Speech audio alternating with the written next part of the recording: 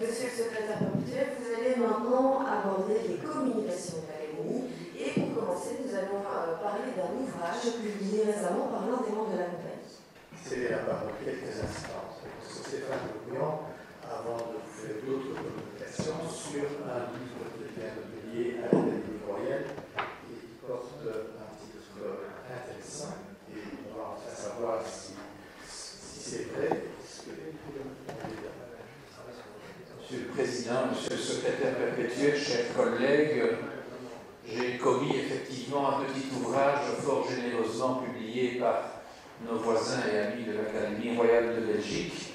Ce petit ouvrage reprend la teneur d'un enseignement que je donne là maintenant depuis à peu près 36 ans à la faculté de médecine aux étudiants en sciences dentaires de l'ULB et que je vais devoir quitter bientôt vu la limite d'âge malheureusement.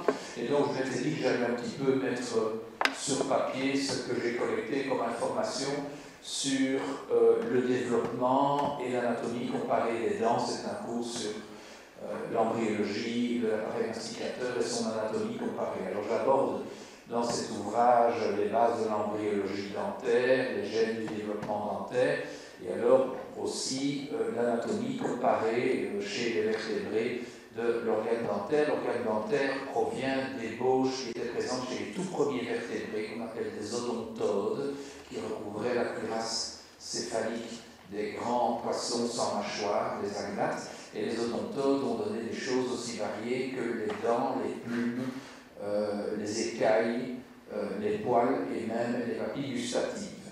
Alors, au passage de l'ouvrage où je parle donc de l'anatomie dentaire dans différentes espèces, j'aborde la question des oiseaux qui ont perdu apparemment les dents à la transition entre les dinosaures et les oiseaux. Toutefois, nous savons, si nous observons des oies, que les oies ont des denticulations, qui sont même présentes sur la langue aussi, et les embryons de perruches, et c'est ce Geoffroy Saint-Hilaire qui a démontré ça, ont des dents pendant donc, la période embryonnaire et fétale. Alors nous avons étudié le développement de ces pseudodents, nous avons démontré que les mêmes gènes s'expriment qu'au cours de l'odontogénèse et que ces dents se développent exactement comme les écailles et comme les plumes chez les oiseaux et donnent des structures tout à fait conformes aux odontodes que l'on connaît dans l'évolution et que leur fonction est devenue une fonction d'appareil des sens tactile. Donc c'est devenu un organe tactile. Nous savons par ailleurs qu'il est possible de susciter le développement des dents